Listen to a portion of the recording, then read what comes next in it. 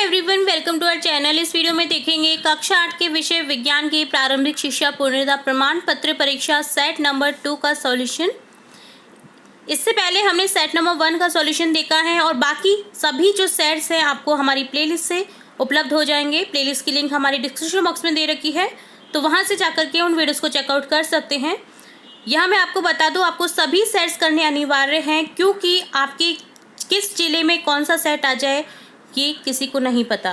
क्या पता आपकी ज़िला जैसे अजमेर है तो अजमेर में सेट नंबर 3 आ जाए, जयपुर है तो सेट नंबर 2 आ जाए, या जोधपुर है तो सेट नंबर 1 आ जाए। तो इसके लिए आपको क्या करना है कि सभी सेट्स जो भी वीडियो हम उपलब्ध करा रहे हैं सभी सेट्स आपको करने अनिवार्य हैं, ताकि आपकी जो पूर्णांक है आप 80 में से 80 मार्क्स हासिल कर सकें।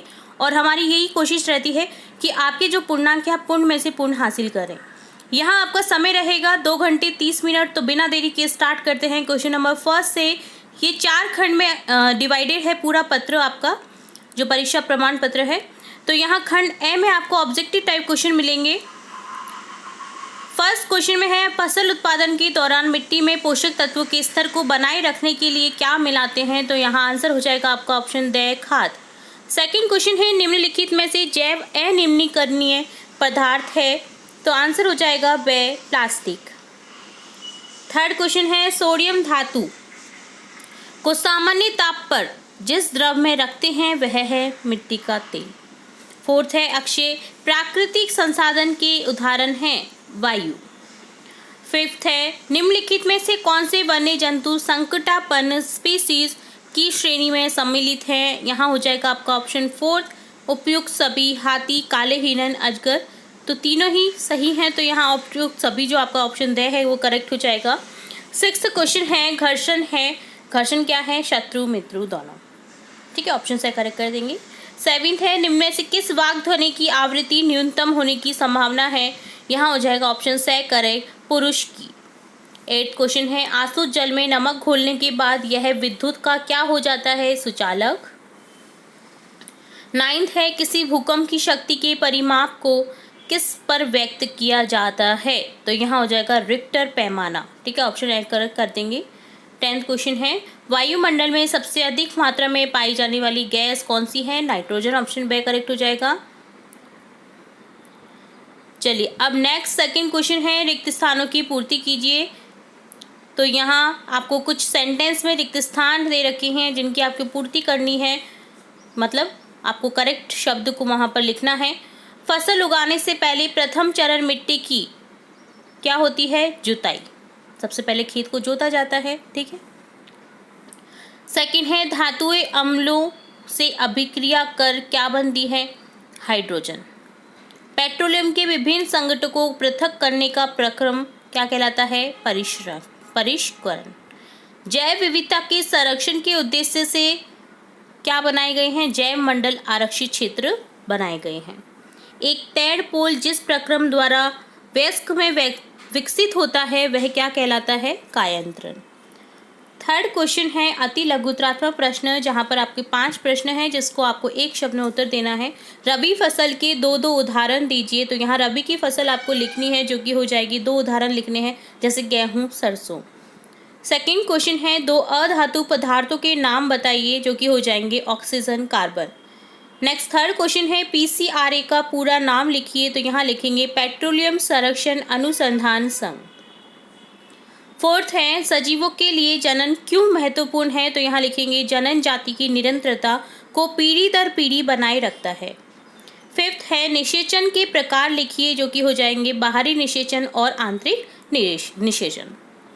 नेक्स्ट आपको खंड बे में लघुत्रात्मक प्रश्न मिलेंगे। प्रश्न संख्या 4 से 13, शब्द सीमा रहेगी 50 शब्द। प्रश्न संख्या 4 है, कॉलम 1 के जीवों को मिलान कॉलम सेकंड में दिए गए उनके कार्य से कीजिए। तो आपको जीवों के उनके कार्य से मिलान करना है। जैसे जीवाणु का कार्य है क्या है? एड्स का कार्य। राइजोबियम फर्स्ट, तो यहाँ इसे करेक्ट करेंगे हम नाइट्रोजन स्थिरीकरण के लिए। लैक्टोबैसिलस सेकंड, दही का जमना। ईस्ट हो जाएगा आपका ब्रेड की बेकिंग। एक प्रोटोजोआ जो कि हो जाएगा मलेरिया का कारक। एक विषाणु जो कि होता है हैजा का कारक। 5th क्वेश्चन है पॉलीथीन क्या है, तो यहाँ लिखेंगे polythene poly plus ethene plastic का एक उदाहरण है जो सामान्य उपयोग में आने वाली पॉलीथीन थैलियाँ बनाने के काम आता है। 6th क्वेश्चन है क्या होगा यदि मिट्टी की ऊपरी परत अनावृत हो जाए, तो यहाँ लिखेंगे मिट्टी की ऊपरी परत हटने से मिट्टी में ह्यूमस की मात्रा कम हो जाएगी, धीरे धीरे उर्वर भूमि का मरुस्थलीकरण हो जाएगा।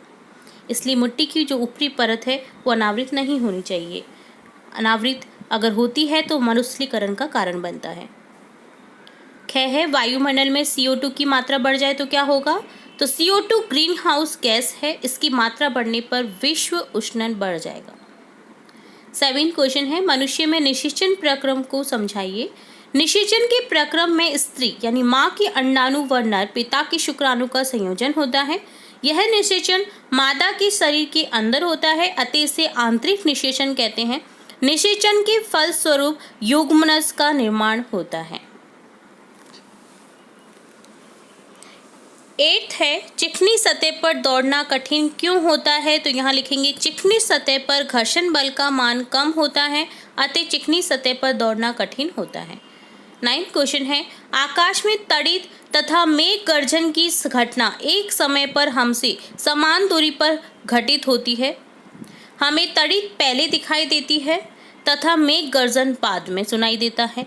क्या आप इसकी व्याख्या कर सकते हैं, तो यहाँ लिखेंगे यस, क्योंकि प्रकाश की गति ध्वनि की गति से तेज होती है, इसलिए हमें सबसे पहले ये तड़ित दिखाई देता है, देन हमें जो मेघ का गर्जन होता है वो सुनाई देता है।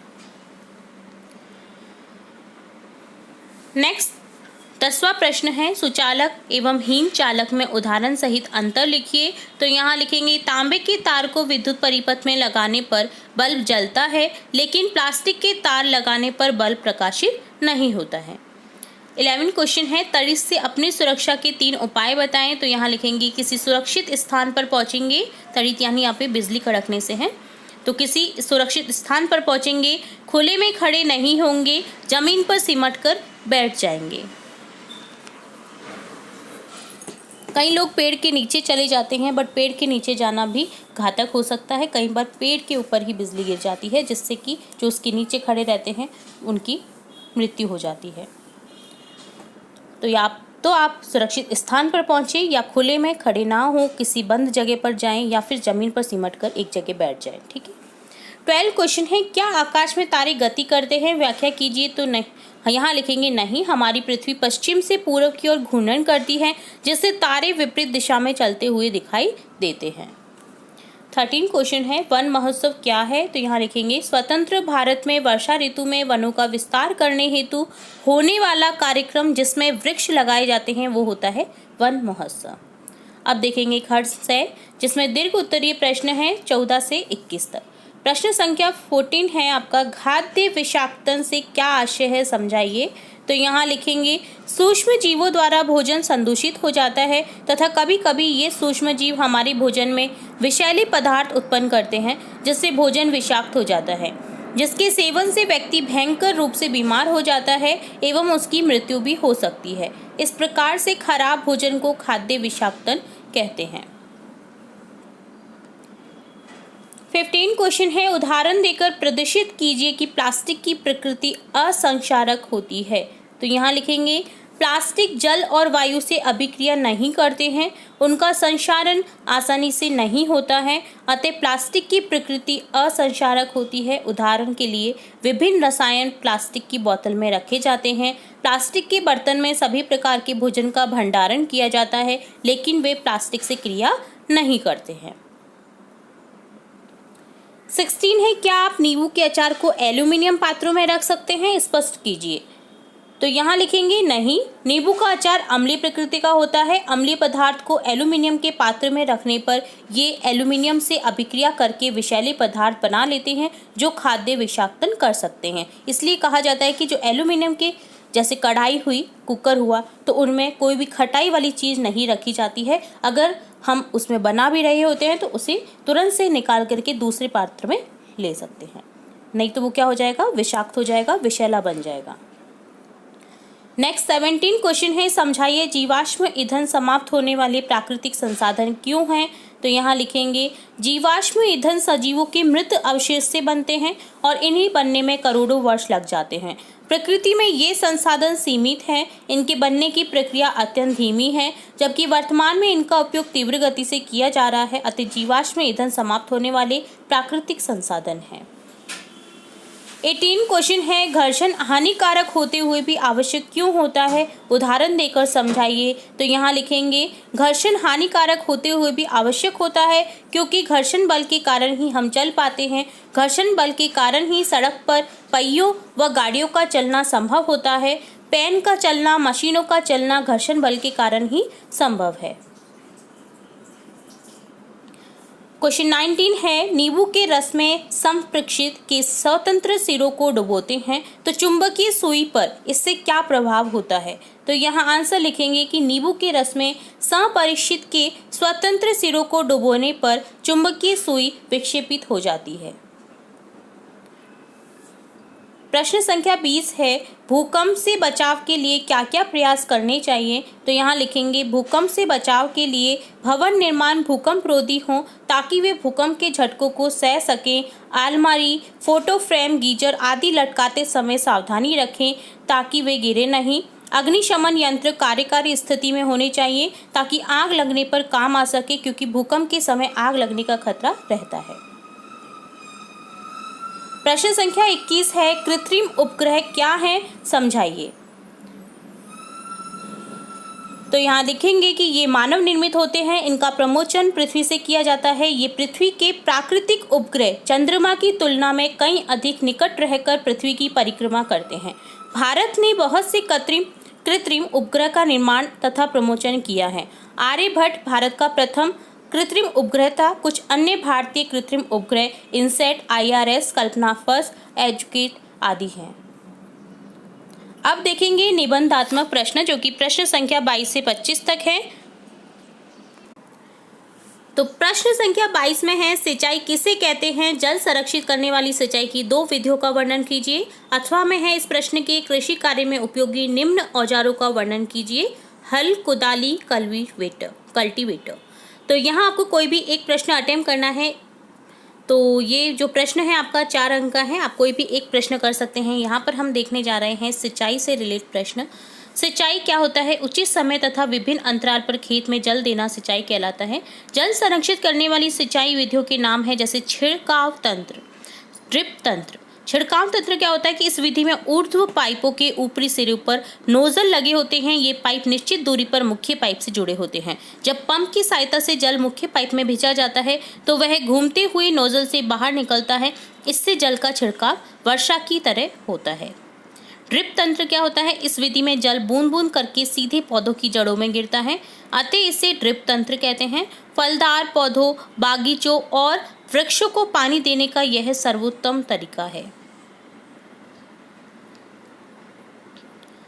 नेक्स्ट देखेंगे प्रश्न संख्या 23, जिसमें निम्नलिखित में निम्न अंतर स्पष्ट कीजिए। तो आपको कुछ दे रखे हैं, वन्य प्राणी उद्यान व जैव मंडल आरक्षित क्षेत्र, चिड़ियाघर व अभ्यारण्य, संकटापन्न एवं विलुप्त स्पीशीज, वनस्पति जात एवं प्राणी जात। इसके अथवा में है वनोन्मूलन का निम्न पर क्या प्रभाव पड़ता है, वन्य प्राणी, पर्यावरण, पृथ्वी, अगली पीढ़ी। तो आपको कोई भी एक अटेम्प्ट करना है। प्रश्न जो ये 23वां प्रश्न है ये भी 4 अंक का ही है, तो आप कोई भी एक अटेम्प्ट करें। यहाँ पर हम देख रहे हैं वन्य प्राणी, पर्यावरण जो आपका है कि क्या प्रभाव पड़ता है वनोन्मूलन से, तो हम यहाँ इसका क्वेश्चन का आंसर देखेंगे। वन्य प्राणी वनोन्मूलन से वन्य प्राणियों का प्राकृतिक आवास नष्ट हो जाता है। प्राकृतिक आवास के बिना जानवरों को रहने और प्रजनन के लिए कोई जगह नहीं बचती। इसके परिणाम स्वरूप कई जानवर विलुप्त होने के कगार पर होते हैं। पर्यावरण वनोन्मूलन का परिणाम है विश्व उष्णन है। कार्बन डाइऑक्साइड पौधों द्वारा अवशोषित नहीं हो पाती, यह वायुमंडल में जमा हो जाती है। इसका हमारे पारितंत्र पर प्रतिकूल प्रभाव पड़ता है। जैसे जैसे वृक्ष कम होते जाएंगे तो जो वायुमंडल में कार्बन डाइऑक्साइड है वो अवशोषित नहीं हो पाएगी पौधों के द्वारा, तो क्या होगा, वायुमंडल में जमा होती जाएगी, जिसका प्रतिकूल प्रभाव हमारे पारितंत्र पर पड़ता है। पृथ्वी पर क्या पड़ता है, वनोन्मूलन से उपजाऊ भूमि रेगिस्तान में परिवर्तित हो जाती है। बाढ़ और सूखे जैसी प्राकृतिक आपदाएं भी वनोन्मूलन का परिणाम है। वनोन्मूलन के कारण पृथ्वी की जलवायु भी परिवर्तित हो जाती है। ठीक है। और अगली पीढ़ी पर इसका क्या प्रभाव पड़ेगा? वनोन्मूलन ने हमारी जलवायु को अत्यंत प्रभावित किया है। वनों की कटाई के कारण कई प्रजातियां विलुप्त होने के कगार पर हैं और कुछ प्रजातियां पहले से ही विलुप्त हैं।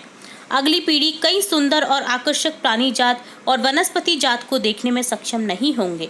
उन्हें विश्व उष्णन के प्रभावों का शिकार होना पड़ सकता है और उनके पास कोई ईंधन और कागज़ आदि भी नहीं होगा, क्योंकि जिस तरह से हम ईंधन का उपयोग करते जा रहे हैं, कागज़ का उपयोग करते जा रहे हैं, उन्हें वेस्ट कर रहे हैं, पेड़ों की कटाई कर रहे हैं, उस तरह से तो लगता है कि आगे जो आने वाली पीढ़ियां हैं उनको ये सब चीज़ें देखने को मिलेंगी ही नहीं। नेक्स्ट है प्रश्न संख्या 24। निम्नलिखित की व्याख्या करो। अश्रव्य तरंगी, श्रव्य तरंगी, पराश्रव्य तरंगी अथवा मानव कान, कर्ण का चित्र बनाइए और ध्वनि की सुनने की प्रक्रिया को समझाइए। तो आपको इस क्वेश्चन को अटेम्प्ट करना है या फिर ऊपर वाला क्वेश्चन अटेम्प्ट करना है, आपकी इच्छा है। हम यहाँ पर देख रहे हैं मानव कर्ण का चित्र और ध्वनि की सुनने की प्रक्रिया। तो इस तरह से मानव कर्ण की हमको संरचना जो है वो बनानी है। इसी तरह से आपको बिल्कुल इसी तरह से बनाना है ये चित्र, ताकि आपके अच्छे से अच्छे मार्क्स आपको मिल सके, आपके नंबर कहीं भी कट ना हो। छोटी से छोटी चीज़ का आपको ध्यान रखना है और नामांकन इस तरह से करना है जैसे आंतर कर्ण है, कर्ण पटे हैं, ठीक है। और इस तरह से लिख देना है मानव कान कर्ण। अब देखते हैं सुनने की प्रक्रिया। मानवों में ध्वनि वाक्यंत्र या कंठ द्वारा उत्पन्न होती है। यह श्वास नली के ऊपरी भाग पर स्थित है। वाक्यंत्र के दोनों ओर दो वाक तंतु तनित हैं, उनके बीच में वायु के निकलन के लिए एक संकीर्ण झिरी बनी होती है। जब फेफड़ों द्वारा वायु को झिरी से बाहर निकाला जाता है तो वाक तंतु कंपन करते हैं। ध्वनि उत्पन्न होने का कारण ये कंपन ही है। वाक तंतुओं से जुड़ी मांसपेशियां तंतुओं को ढीला या तना कर सकती हैं। ध्वनि पूर्ण रूप से तंतुओं को ढीले या तनेपन पर निर्भर करती है।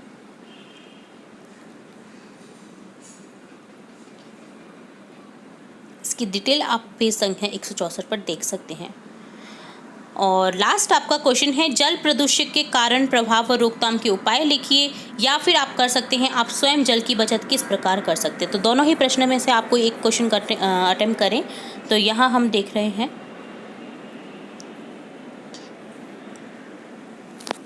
कि हम जल को किस तरह से बचा सकते हैं।